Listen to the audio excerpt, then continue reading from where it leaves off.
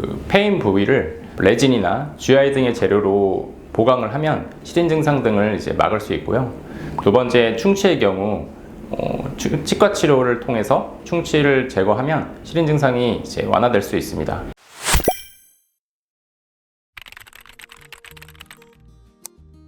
치아가 시린 원인은 여러 가지가 이제 있습니다. 그래서 정확한 진단은 이제 치과에 내원하셔서 이제 정확한 진단을 받는 것이 좋지만, 치과 내원하시기 전에라도 그 대표적으로 파악해 볼 수 있는 몇 가지 증상이 있는데요.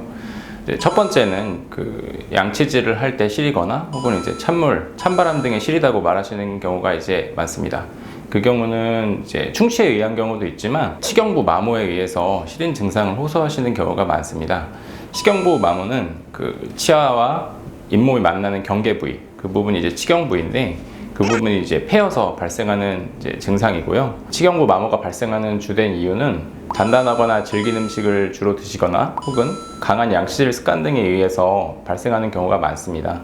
치경부 마모를 방지하기 위해서는 이처럼 단단하거나 질긴 음식을 피하고 혹은 양치질을 좀 더 부드럽게 하는 습관을 가져주시는 것이 좋습니다. 두 번째는 이제 충치에 의한 시린 증상인데요. 찬물에 시리거나 혹은 심한 경우 뜨거운 물에도 시리고 치아에 검정색으로 충치가 보이기도 합니다.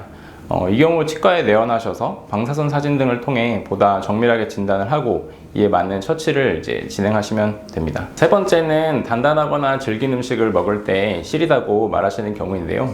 이 경우는 치아 파절이나 교모 그리고 크랙 등에 의하여 발생하는 경우입니다. 치아 파절 및 교모는 손가락이나 혀로 대어봤을 때 거친 느낌을 통해서 확인할 수 있고, 크랙의 경우에는 치아상에서 실금으로 관찰되기도 합니다. 이처럼 치아 파절이나 교모는 단단하거나 질긴 음식을 주로 씹으시는 분들에게 발생하기 때문에 단단하거나 질긴 음식을 좀 피해 주시는 것이 이 같은 치아의 손상을 막을 수 있는 방법입니다. 네 번째는 잇몸 질환 등에 의해서도 시린 증상이 나타날 수 있습니다. 상기에 언급된 문제가 아닌데도 잇몸이 부어있고 시린 증상이 나타난 경우 치은염이라고 할 수 있고, 이는 이제 잇몸 치료 등을 통해서 시린 증상을 완화시킬 수 있습니다. 첫 번째 말씀드렸던 치경부 마모의 경우 그 패인 부위를 레진이나 GI 등의 재료로 보강을 하면 시린 증상 등을 이제 막을 수 있고요.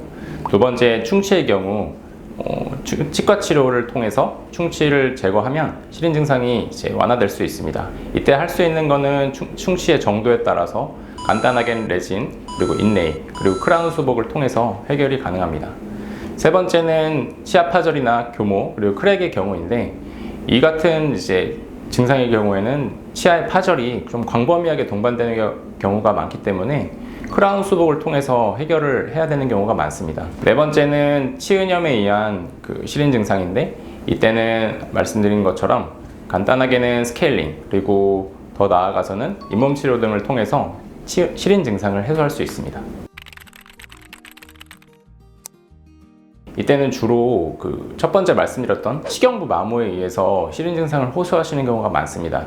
그래서 치아가 패여 있고 이 부분에 스케일링 시에 이제 찬물 등이 닿거나 진동이 가해졌을 때 시리다고 하시는 건데요. 이런 경우 저희 치과에서는 마취액 가글 등을 통해서 이제 마취를 한 이후 스케일링을 진행하고 있기 때문에 불편감 없이 스케일링이 가능하십니다.